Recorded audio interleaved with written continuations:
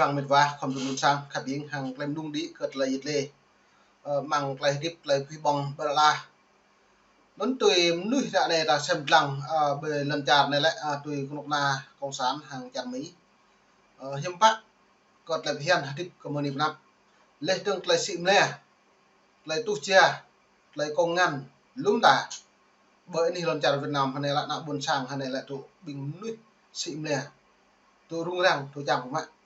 bộ một lấy rung răng này lấy một thò lại cái đồng bình nuôi nạo buồn sang đó được nhiều mệt vả nhưng mà thọ khăn nhưng một cái to thì xị cái to bồ nua cái to là tôn như ố bồ nua cà phê như tôn như ố trong luôn nhá nhưng mà thấu cất lấy tu chia bờ đặt lấy con na hiếm bạn nhưng mà một cái ép lăng ôi chỉ vừa đặt nút này lại lấy pi bằng vợ cất tăng ạ bề ta không thao khăn và nua bề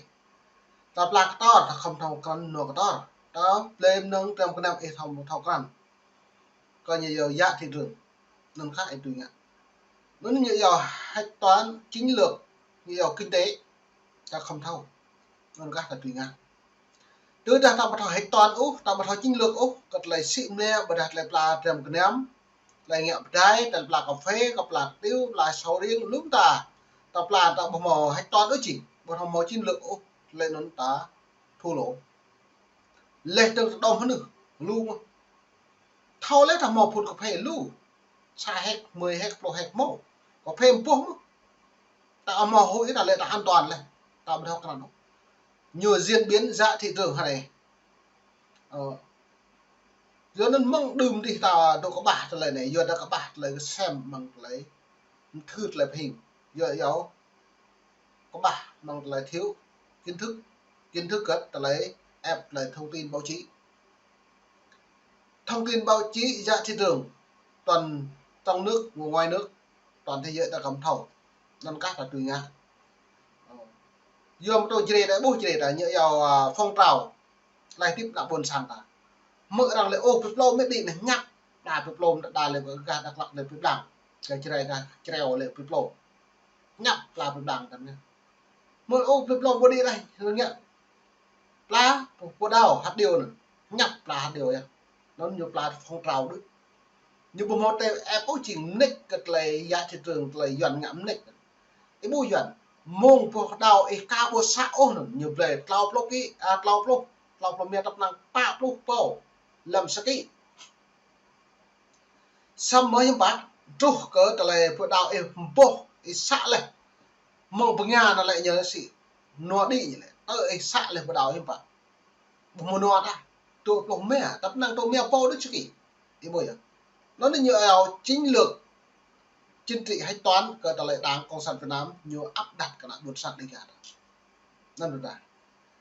nó được lại rọi về giáo sư còn lại rọi về nó lại nhờ kèm thầu còn lại như lệ tôi đáng cộng sản Việt Nam 1000 năm nhờ chiến lược cập dạ thị trường thế giới này tổng thống Donald Trump hàng một là đáng cộng sản Việt Nam Tô Lâm như lệ hiếm bài như lệ tương lai Việt Nam sẽ đi vào đâu nên ra nó mới về xem lăng các này video bật lon này rồi một lúc này và tương lai đi về đâu giữa Hoa Kỳ và Việt Nam. Bây giờ tuyên bố trong mạng Truth Social của Tổng thống Trump, tôi xin tạm dịch những cái phần chính trong lời tuyên bố của ông, là ông nói rằng đây là một vinh dự rất lớn cho tôi khi tuyên bố rằng là giữa Hoa Kỳ và Việt Nam đã đạt được một cái thỏa thuận thương mại. Trong thỏa thuận này, Hoa Kỳ sẽ giảm thuế quan thay vì 46% tương ứng mà đã được gọi là tạm thời đình hoãn, chỉ còn một tuần nữa là ngày 9 tây tháng 7 là thuế quan 46% Việt Nam sẽ trở lại, và tất cả thuế quan tương ứng toàn cầu sẽ trở lại nếu không đạt được thỏa thuận. Có nghĩa rằng chỉ có một tuần trước là đến cái đáo hạn thì Việt Nam chỉ đánh thuế, Hoa Kỳ đánh thuế quan 20% so với 46%. Tuy nhiên những phần thuế quan do những hàng hóa chuyển trung, có nghĩa là transshipment, có nghĩa là những hàng hóa chuyển giao qua trung gian của Việt Nam, cái danh từ gọi tắt là chuyển trung là như vậy. mặc dầu không hàm chứa đó chỉ trung đó có nghĩa rằng Trung Quốc hay là quốc gia nào như hàng hóa nào giả mạo chuyển qua trung gian Việt Nam đi vào Hoa Kỳ sẽ bị đánh thuế quan 40%. Đó là phần thách thức mà chúng ta sẽ bàn luận. Thành ra đây là cái giai đoạn mà hai bên tuyên bố rằng có phần thắng lợi, và thật sự đây là một cái win-win, có nghĩa thắng lợi cả đôi bên. Bên nào thắng nhiều, bên nào thắng ít, nhưng mà con đường dài đại cương là như thế nào? Dựa nó dòng tề mệt và đẹp lá tàn bần bần là ebo tụ ngày 9 này tháng 7 tụ tùm rây đồng này là ngày 4 đấy. Nên từ lại thấy quan là lại tôi xa tôi đã buộc lại nhập trồn trình tu học đó đấy 20%. Lê tương trường của Nam Trung Quốc hàng Việt Nam lại nhầm mút mà hàng Việt như bà tổ chú rây đồng đã buộc ấy. Có tờ lại kết quả tổng thống Donald Trump nhầm nạ nùa Việt Nam nhập thọc lý ô lê tương cho đi 40% cắt lấy thuế quan của Việt Nam với Hoa Kỳ. Nó nên sẽ coi là giáo sư như một lấy cả đoạn về nhà giàu tương lai Việt Nam sẽ đi vào đâu. Nó nên nước toàn thế giới là dựa với nước Mỹ cả là kinh tế ra thị trường lê tầng phát triển thương mại hàng hóa toàn cầu. Sao mà ở Việt Nam nhưng bởi đi vượt qua Úc mang lấy thử thách cập luận thế quan của Hoa Kỳ này. Tôi đã bổ lại Việt Nam còn là một đối đáp ứng yêu cầu của Hoa Kỳ lên tới như trợ áp luật tháng này có là luật Trung Quốc với Việt Nam chính hầm Việt 40%. Thế 뭐냐? Nên là những ông thuế là thuế quan là lấy cái đạo mùng nó nặng buồn sang toàn tắm gì lù.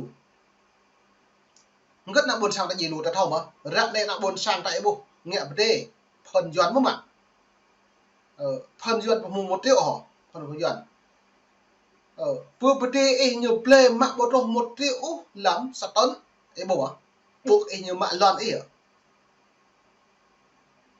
nên có một đồ để check đứt được một vào về ta thọc nhiên cà phê cả cại mà lê trưng cả to cũng sẽ mà ta cũng sẽ mà là biết bằng pro cất lần gạt đây gạt là chụp chỉ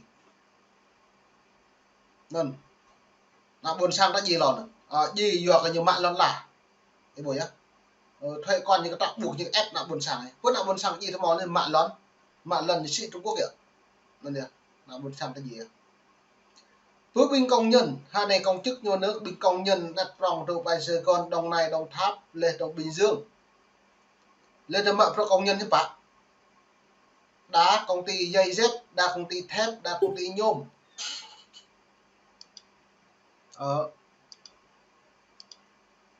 hiếm bạn bỏ lại đinh nó như thất nghiệp lùi về bây giờ rất lao chỉ nó này chiến lược Việt Nam hôm nay lại bình thường bộ cái nhiều tôi rung đam nhá nó ta hay đầm break mềm đam rằng dầu nặng nề ngày mùng 7 này lại dầu to lầm như dầu bình những người như dầu đứng đầu của đảng tuy là đại diện về cật lại thương mại lấy cam kết 200 Mỹ rồi ta lấy kinh tế thị trường lên từng cân nhiều tùy ngặt mang nó ta thao lên mà như nào kỹ kết như bạn về thực thi của bộ luật nhân quyền có bộ luật thương mại lấy bộ luật thương mại lên nhập máu tự do thông tin tự do báo chí này nè đến mà về xem mực cật lại giáo sư cật lại dịch lấy bẹ hàng lò của mình chưa mệt vả về thảo yên buộc lại rồi về cật lại tiếp một ná đằng sản lắm vật nặng buồn sang để ga đá vật cái duyên nhìn xem bờ lên này xem làm điện là gì. Và trong phần này Tổng thống Trump cũng tuyên bố rằng Việt Nam đã đồng ý cho Hoa Kỳ gọi là một cái thỏa thuận thương mại mà Hoa Kỳ có thể gọi là tiếp cận toàn diện thị trường của Việt Nam, không bị 1% thuế quan nào cả, có nghĩa là 0% tariff, không một thuế quan nào cả, và những xuất cản về động cơ lớn hay là bên Hoa Kỳ những chiếc xe mà xe tải, xe SUV truck á, là xe bán tải đó, hay là xe trải hay SUV đó với động cơ lớn đó có thể đi vào Việt Nam. Đây là những chiếc xe rất thành công bên Hoa Kỳ. Và nó ông là nói Việt rằng Nam đây là tôi một cái danh dự nó rất là làm lớn. ngài lời chú này là Ông thông được vậy ông tuyên bố được cái thỏa thuận rồi này, sát lại đồng thuế của và ông thuế ô đã những ông em cảm thấy rằng với cương vị tổng thống của Hoa Kỳ, ông cảm thấy rất là vui thích và hân hạnh làm việc với Tổng Bí thư Tô Lâm để đạt được cái thỏa thuận này. bây giờ ta Tô Lâm Và đạt được thỏa thuận này như vậy bây giờ Hoa Kỳ cũng sẽ có những cái ngày tháng tới để đưa ra chi tiết những ok peni pibang met vah ya bun sang kan mem tik mong kat la yet le kau pibang nak bun sang diga tak sem lang kat le pro hatria nak ne ko tolom ma pro le dong hang tong thong do dom ko ta le nyu chập thuận mo tu le dong hơi cất nyu ka đi ngại như thực thi cái bộ luật này nên tại xem tăng rất là ping pro cấp hai mong niệm đọc ra ni bun sang cấp nhiều